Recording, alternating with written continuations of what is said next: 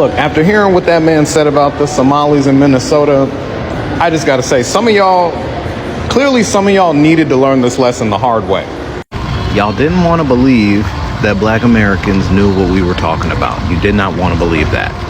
A lot of people have come to this country from different parts of the world, and the first thing they do in order to assimilate to American culture is adopt the mentality that Black Americans are just complaining and not trying to warn people who is in charge and how they feel about anybody that is not of a certain flavor.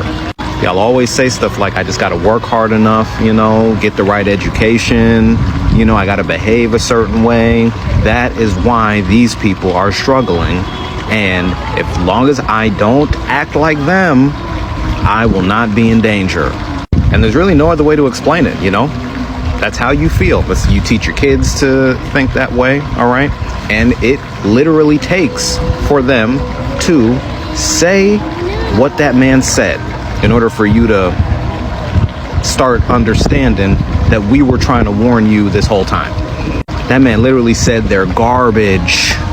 He said they're garbage and we don't want them in this country. But you know what's crazy? You know what's really crazy?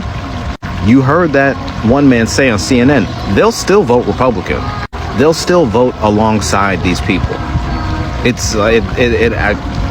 I can't explain it, but they will absolutely keep trying to appeal to their abusers. Because at the end of the day, the sickness that I really believe has been, bred here in America is that sickness of convenience. And for some reason, it is more convenient to do everything you can to appeal to these people that don't want you here than actually take a stand and vote alongside or speak alongside or stand hand in hand, arm in arm with the same individuals who they are oppressing. Because what you really want is your shot at the top. That's what a lot of people really want. They want their shot at the top. It doesn't really, solidarity, all that stuff, they're not interested. It's like, call me crazy, but the longer Trump 2.0 goes on, I'm starting to think that the only group that did not vote with inherent selfishness and inherent cruelty was Black Americans. I would like to live in a different country now. Honestly, I'm kind of sick of this fever dream that we call America. Hey everyone, welcome back to Global Views with Josh. If you're new here, don't forget to hit that like, share, and subscribe button and tap the bell so you never miss another deep dive into the stories shaping up America and the world. Now, buckle up because today's topic, it's one of those stories, the kind that has social media on fire, group chats buzzing, and everyone suddenly becoming an expert on immigration policy, racial identity, and community alliances, all at the same time. So Minnesota's Somali community is suddenly in full panic mode as ICE begins deportation sweeps, and people online are pointing out the awkward history of how some members of the community distance themselves from Black Americans, right up till federal agents showed up knocking. So let's talk about it. Amigo,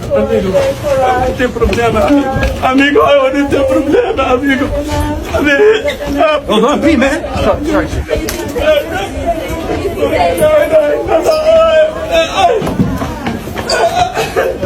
Move back. Out the way, Willis, out the way. You're gonna get knocked down. Move. So Somalians are trying to drag Black Americans into their fight. Check this out. But Trump based his order on a report whose author has made it clear that his goal is to denaturalize and deport as many Somali Americans as possible. This is not about crime. It's not about safety. This is about purging people like me from this country. Minnesota has always been a welcoming place for people fleeing a home country that is battered by war, poverty, and hunger. Europeans in the 19th and 20th century, Black Americans from the South, Hmong. That was a call for allyship, and they threw the race card out there. We're all black. What happened to I'm not black, I'm Somalian? And what happened to the call of allyship when y'all was scamming Minnesota out of hundreds of millions of dollars? They only pull out the race card when it's beneficial to them, because before this, they'll tell you, you're jealous because Somalians are driving Priuses. And there's no allyship when they taking advantage of all these government assistance programs. HUD, public housing, they're not going to let you in their building that they're in. And these are the same people that will tell you, if you black American Somalians will say, hey, my people came over here in planes and your people came over here in shackles and chains. Keep that same energy. I respect that. Since me and my peoples came over here in shackles and chains in a ship, I'm porting my ship right here. This is where I'm going to port my ship. Don't use black as a race card. Don't use black when it's beneficial. Keep that same energy. You not black, you Somalians. You not black, you Nigerians. Keep that same energy. Because when it's time to benefit off these government programs, like housing, all that stuff, they lock other people out. They don't care about nobody else but their own people. So why you yelling allyship now? And now I'm understanding, and you're going to look at, I hear they ripped off Somalians. Ripped off that state for billions of dollars, billions, every year, billions of dollars, and they contribute nothing. The welfare is like 88%. They contribute nothing. I don't want them in our country, I'll be honest with you. Okay? Somebody say, oh, that's not politically correct. I don't care. Somalis deny Africanity. They do not want to be identified as African. They want to be Arabs. And the Arabs are pushing them. There's a dilemma here. You see, there's identity crisis here now. I don't have identity crisis. I'm an African, and there are so many Africans in Africa. I don't have identity crisis. You can call me whatever you want, but I have identity. You do not have identity now because the Arabs have refused you. They are telling you, ya Abid. And you're better off to accept me as your brother rather than going to an Arab. See, the thing about the Somalis in Minnesota is they're just a distraction. They're just the fall guy. Do you think that they're getting these federal grants and state grants without a white person signing off on them? Without a white person benefiting from this money being funneled through their community? The thing is, the same thing has happened in all other communities, but the other communities have been here long enough that they know how to itemize certain expenses. They know the loopholes. They got their lawyers on deck. So they're doing the same shit with the money, but it's just the immigrants are doing it more blatant because they're coming across from overseas so trusting. This is a land of milk and honey. So they hiding cash in their mattresses and shit like that. Whereas these people over here have offshore accounts. They have everything itemized. They have everything expensed a certain way. But it's just a distraction. Listen, Linda, for all the goddamn Somalians that are pissed off of me for making the post that I made, y'all have an in-house problem. Why are y'all mad at black folks? I really want to know. Why y'all mad at us? What the fuck did we do? What y'all should be doing is getting in the field with your own fucking people and the people that actually voted for him. Knock on some goddamn doors. Have a fucking community meeting and figure that shit out. Y'all sitting up here laughing like, so we U.S. citizens. So what the fuck does that mean? Do you not see ICE running down the goddamn street chasing U.S. citizens, handcuffing them, putting them in the back of shit, shipping their asses off? Yeah, they gonna come back, but you gonna be fucking terrorized first. The whole point is to harass you. It's not to deport you, because he knows he can't. Instead of getting mad at black folks for calling the shit out, because we did our fucking job at the polls, okay? We did our job. You need to be arguing with the folks that voted for him, because there's no reason he should be able to say anything to y'all. Y'all should all be standing 10 toes down. Not getting on the news and saying, Wigs R Us, we voted for you. Don't do this to us. Yes, I saw that. Look, y'all got an in-house issue like the Latinos did. Figure that shit out. Get in the field. Start fighting. Because I'm going to tell you something right now. The ones that voted for him, they're not just coming after them. They coming after all of y'all. One apple will spoil the whole fucking bunch. I'm seeing in some of my comment sections that saying, oh, that's why we not black. That's why we don't claim being black. Oh, we know. Because he didn't say he was trying to deport black folks. So y'all really thought I was talking shit yesterday. Y'all really thought I was playing. Baby, not even 24 hours ago, a Somalian woman was picked up in Minneapolis, Minnesota while she was running errands and was arrested. She is a fucking U.S. citizen. The Somalian U.S. citizen was held in Elk River for 24 fucking hours. And this is according to her cousin. She was just running errands by Nicollet Mall when ICE agents surround her, jumped her, and zip-tied her ass. On top of that, they mocked her job.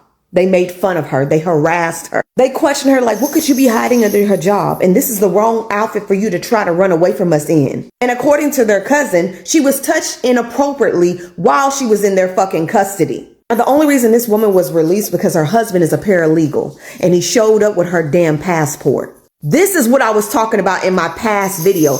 They don't give a fuck if you're a U.S. citizen. They will still kidnap you because that's what the fuck happened. They will hold you and they will harass you and they will terrorize you to the point where you no longer feel safe in a state, in a city that you belong in, and you'll want to leave the fucking country. I was not saying that to be sarcastic. I was saying that shit to be fucking realistic. Trust me. Black folks have been dealing with that shit for years. Generations. I hope she gets legal representation. I hope she sues the fuck out of ICE. But at the same time, for the Somalis in fucking Minnesota, Minneapolis, Minnesota, please watch your damn backs. Don't leave your house unless you really have to. And if you have to, leave in a group because they not playing. They already out there. What would you say to the president if he were standing here right now? Mr. President, we campaign for you. We have hope in you. We see hope in you. Please differentiate between good, bad, and evil. That's a Somali immigrant who voted for President Trump in 2024, but now Trump is demonizing Somalis in America, specifically here in Minnesota. I don't want them in our country, I'll be honest with you, okay? Somebody say, oh, that's not politically correct. I don't care.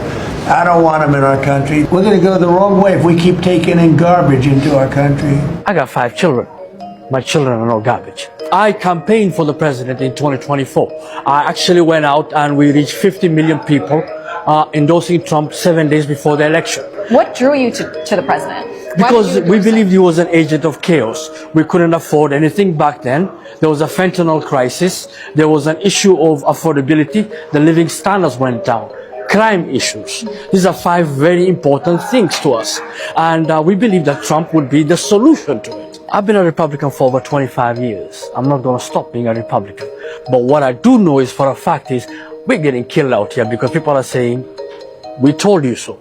As a Somali American who lives in Minnesota, it's really disheartening to hear and to read comments about my community, to hear people write, go home. To those people, I want you to know that America is home. I have lived in America since I was 7 years old. So when you tell me to go home, I think, okay, do they want me to go to Minneapolis, where I first lived, or maybe to St. Paul, or Brooklyn Park? Again, we are your neighbors. We are your teachers. We are your principals. We are your lawyers. We are your, you can fill in the blank. We are Minnesotans. This Somalian lays out everything about the scams that's going on in the Somalian community. There are truth we have not been saying out loud. Number 1, go to Somali malls. Cash only, no receipts. That's sus. We gotta say that out loud. Number 2, Somali tax accountants. They say, oh, you have no tax today. That's sus. We gotta call that out. What? Yeah, Somali trucking companies cutting corners. That's sus. Let's not do that. Appreciate that. Let me keep going. Yeah, helping each other lie on forms. Like it's some sort of community service we're doing to each other. What? Yeah. And recently I just saw a Somali sheriff, police officer, saying that he only serves the Somali community. What? A culture scamming. He said it, not me. Your boy said it.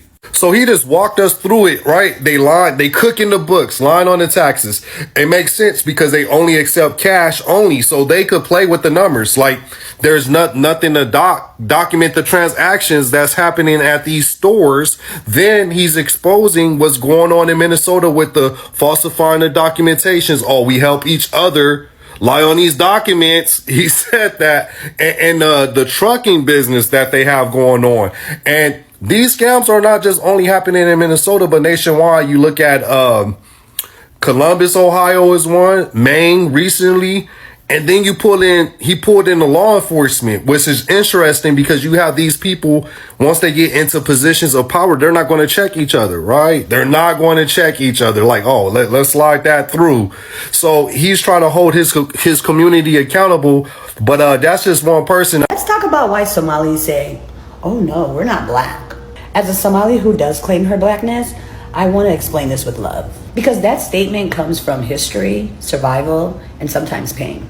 First, Somalia isn't a part of the Western world. In Somalia, a deeply homogenous community, there's no reason to say you're black. Everyone looks like you.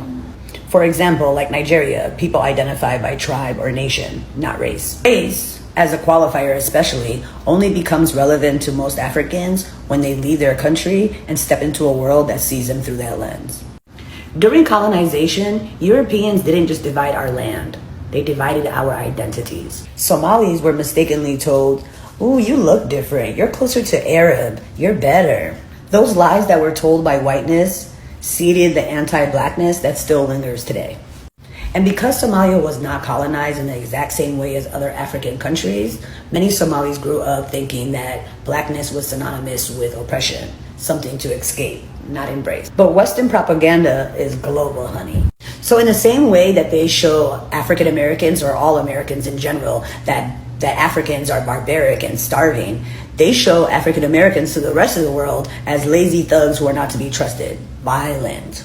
Many Somalis arrive here as refugees and want to rebuild their lives and think, if I distance myself from this label, maybe I'll be safe. There's still no excuse. My own mother, who struggles with anti-blackness and hates my dark skin, would always tell me, don't be a yo-yo, don't be a yo-yo. It's pure ignorance, but it stems from fear and lies. Here's the truth. African Americans are the moral backbone of this country. Every right, every protection, every piece of good experience that you are having in America was built through their blood, sweat, and tears. Their resistance, their strategic organizing, their sacrifice, it's the only reason why we have a foothold here today. And as much as Somalis want to say, oh, why do you care about black issues? It's because I'm in gratitude and they deserve reverence and solidarity, not distance and disdain. So if you hear a Somali say, I'm not black, I'm not black, I'm not black. So embarrassing. Don't get offended. Pray for them. They're wrestling with a lie that's literally older than them. A lie that was designed to keep us divided. And remember, no matter how lost we are or how far we run, we're still all one. Excuse me, thank you.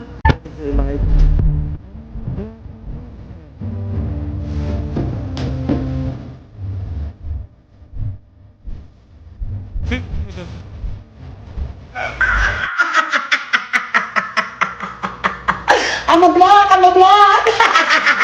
For years, Minnesota has been home, to one of the largest Somali communities in the United States. And like every immigrant community, they have had to navigate complicated questions: identity, belonging, survival, culture, race, and constant tightrope walk between integration and holding on to heritage.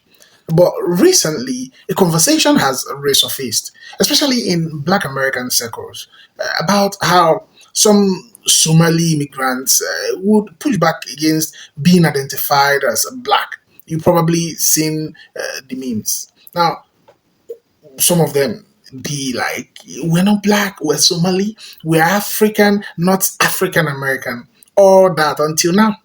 Because suddenly, with eyes rolling out deportation actions, many of those same people are discovering that America doesn't exactly pause to discuss the difference between Black American and Black immigrants when paperwork is missing or a case file looks complicated. And that's where the reaction gets spicy. Some Black Americans online have been saying, see, this is why solidarity matters. The message is like, you don't get to opt out of being Black in America just because you personally don't identify with the community. The system sees you the way it sees you, and sometimes that reality shows up with a badge and a clipboard. Now, let's be clear. The point here isn't to mock anyone facing deportation. Deportation threatens families, livelihoods, safety, and entire futures. It's not a joke. It's not entertainment. It's definitely not something to weaponize. But what's happening is sparking a large conversation. Why do some immigrant groups distance themselves from Black Americans upon arrival? And why do moments of crisis suddenly reveal how interconnected their struggles really are? Because here's the truth: when things get tough, suddenly the difference people emphasize so loudly don't seem so important anymore. Racial identity is America in America is not simply cultural; it is structural. Whether a person identifies as black, culturally, ethnically, or historically, the system tends to group people visually and treat them accordingly, according to that category, right? And for years, Black Americans have been seen saying exactly this. We are all seen as the same when things go wrong. So why shouldn't we stand together when things are going right? And honestly, it's a fair point. The situation also raises question about immigration policy in the current political climate, with the administration tightening enforcement and expanding deportation actions. Immigrant communities across the country, not just Somalis, are feeling the pressure. Rural deportations, urban deportations, long-term residents, community leaders, parents with US born kids. No one really knows who's next or how far it goes. So while some people online are focusing on the cultural tensions, another group is focusing on the human impact. Should decades long residents be deported? What does public safety mean here? And why do enforcement actions always seem to hit minority communities the hardest? And this brings us back to the conversation about solidarity. Moments like this reveal the bigger picture. Immigrant communities and Black Americans often face the same structural challenges: discrimination, policing, differences, economic inequalities, and political scapegoating, and also social exclusions. But because these groups sometimes operate separately, socially, politically, or culturally, they lose the power that comes from collective action. Now, imagine if someone who faces this pressure moved towards or moved together with one voice. If everyone facing this pressure, somehow comes together and move with one voice. Imagine if I'm not one of them become or became. We've got each other. Imagine if fear didn't divide communities, but instead united them. That's the conversation people are having right now.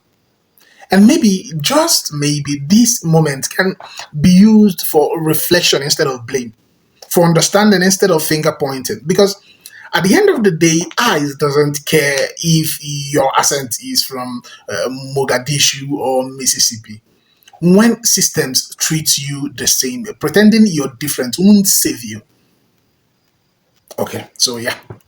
Minnesota is learning some harsh lessons right now, not just about immigration, but about identity, alliance, and the reality of living in a country where politics can flip your life upside down overnight.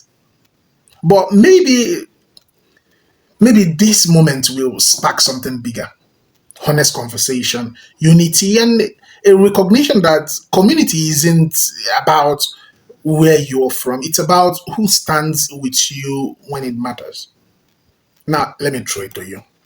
Do you think this situation will change how immigrant communities relate to Black Americans?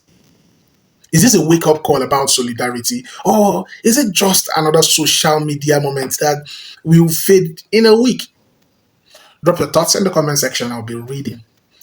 Don't forget to like, share, and subscribe. This is Josh from Global Views with Josh. I'm signing off. Stay informed, stay engaged, and I'll see you guys in the next video. Credit belongs to original creators.